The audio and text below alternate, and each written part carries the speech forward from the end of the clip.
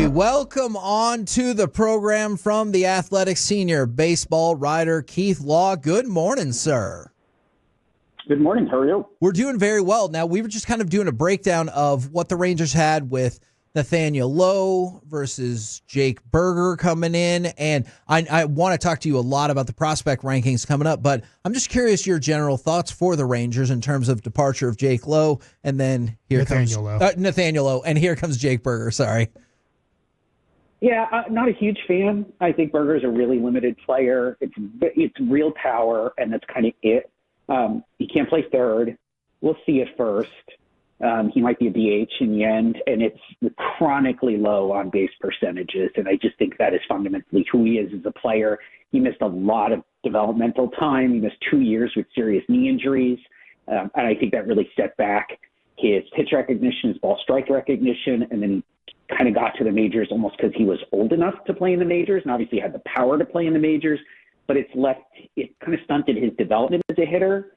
So I think it's a bit of a downgrade. It's cheaper, obviously, but I think they are a little bit worse off for having him versus having Nathaniel Lowe, who Rangers fans, my sense is they never really seem to appreciate Lowe. Yes, we were just talking about that. Totally. Yeah. I don't know why. He's a perfectly good player. He's not a star. You know, if you get a star at some point, we're going to talk about some future stars, I guess. But for now, he was a perfectly good player. It was a great trade that I would say really worked out for the Rangers. What about the addition, though, of Jock Peterson? How do you feel about that one? Was that a good addition for them?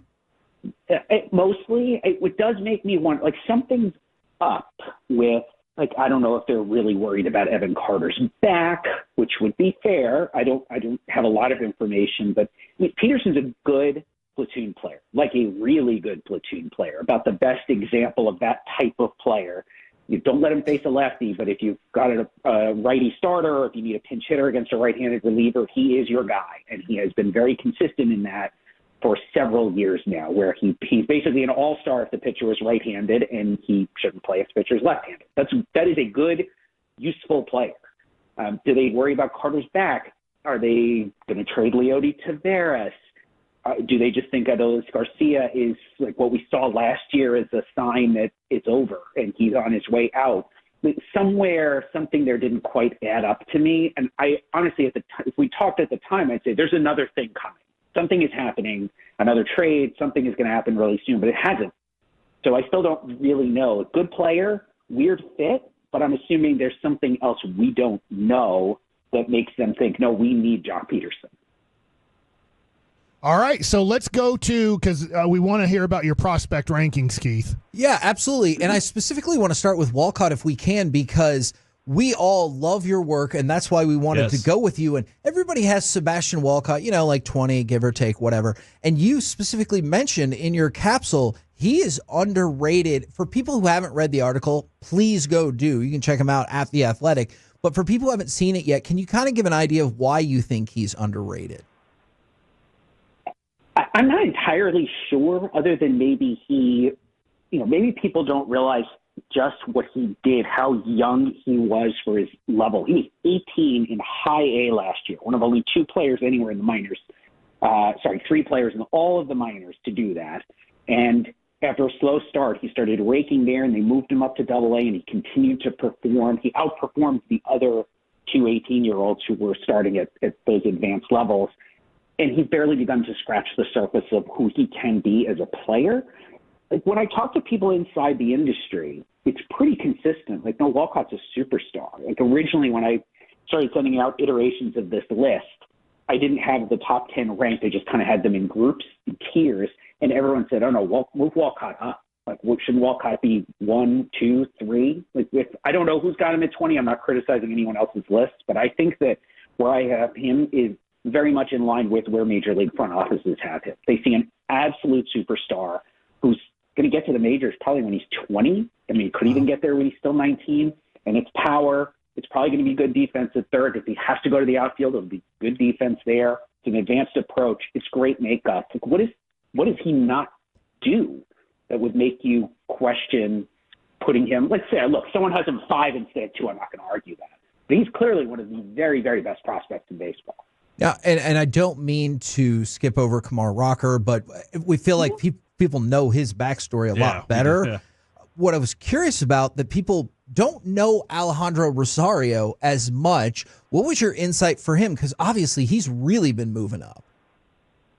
Yeah, that one I understand, because if you had seen him or knew anything about him coming out of the draft in 2023, you would say, it's a reliever. He stunk in college. I think he had like a 6 ERA in his draft year at Miami, and it seemed like an odd pick. But the Rangers almost immediately changed, more than anything else, they changed his pitch mix to better suit his arm action, honestly. And the results were almost immediate. And he was able to, and they tweaked the arm action a little bit. And that's a great job by scouting and by player development to work together and say, no, we see things in this guy that other people aren't going to see. And that is what traditional scouting is about. Once you get out of the first round, the good ones are usually taken by that point. And so we're much more talking about guys who are going to need some kind of work, some kind of development help. And so in the case of Rosario, they made some changes that he really took to them immediately, to the point where they started him in low A and they kind of had to move him up because he was too good for the level. And the result is, I think you've got, at worst, you've got a fourth starter and you've got a really good chance for something more. Okay, so when it comes to Walcott, what makes him not a shortstop at the major league level? I got to see him last year at 17 in spring training and loved what I saw, but I saw him the other day at FanFest. He's a huge guy and huge hands. But I look at so many guys now in the league that are bigger shortstops, and I just wonder, gosh, Corey Seager, probably a couple years from now, do you think he's a first baseman, which would open up that position? I mean, the issue with Walcott, it's all size. I don't think it's a makeup question. I think his hands are good. His hands are very big, right? So he's certainly going to be able to get the ball. It's how, as he fills out physically, you could show a movie on that guy's back. He is huge, and he is going to be 240. Like, he would be one of the biggest shortstops in history. And just, Seager has bucked the odds by staying at short as long as he has. I do think Seager's going to have to move off short, but I think Walcott is too, because Walcott is so much bigger now than even Seager was at 18 or Correa was at 18. The other big shortstops we've seen in recent years, they were tall, but they weren't as broad. And Walcott is going to get so big and so strong, just based on what he looks like already at age 18, that I think it's inevitable he moves off the position, because he's just not going to have the lateral range or agility to be the kind of above average to plus defender that a contending team wants at that position. All right, that's a great answer. Now, my other one is, when you're doing these rankings, a guy like Rocker, who was awesome in a short amount of time last year in the minor leagues and then showed that he could be successful at the major leagues, how much do you knock a guy for their age, where you're like looking at an 18, 19-year-old, probably 2-3 years away from ever competing at a major league level, versus Rocker, who looks like this year's probably going to get 100 innings or so at the major league level?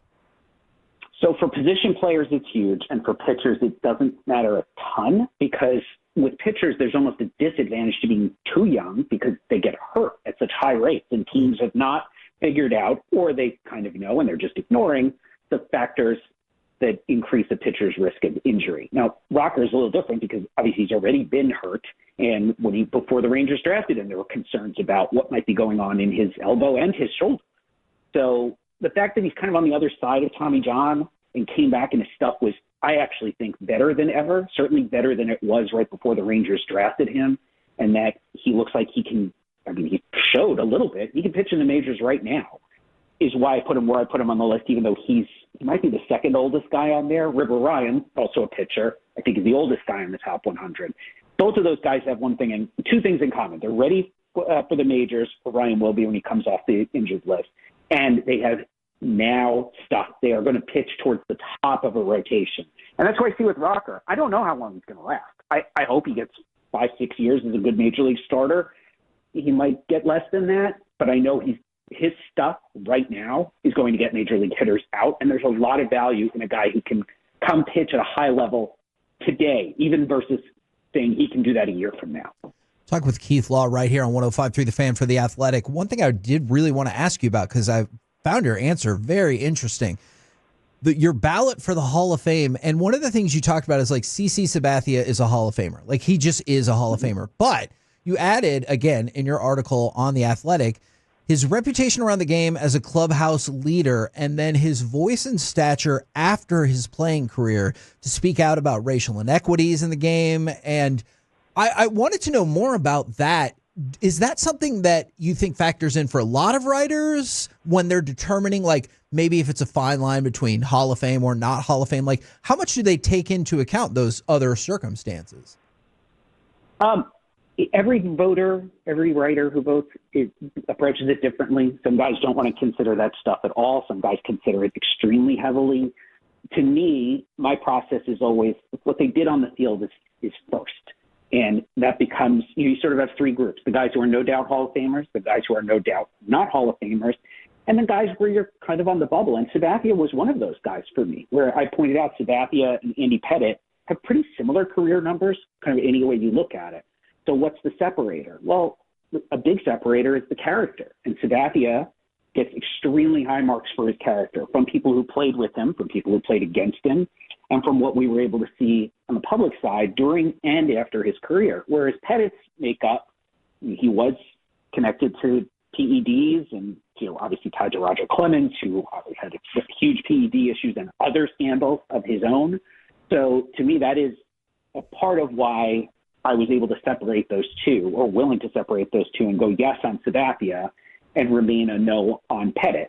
Not everyone thinks that way. There's a character clause in the Hall of Fame voting guidelines, but there are no requirements to use it. And I think it's something we need to use judiciously, because I've pointed out in the past, the character clause historically has been used against players of color. And you still hear some of this in baseball, where black players are more likely to be called lazy, or for people to question their baseball IQ or their instincts. And we use the same words to praise white players of lesser ability. So I've always been wary of overusing the character clause, because you can use it for the wrong reasons. In Sabathia's case, I thought the case for his character was overwhelming. The only thing I disagree with you, Keith, about CC being a teammate of his is he was a Laker fan and a Warrior fan, and I thought that was wrong as a fan of sports. No, you can't do. I agree. You got to choose your team, CC.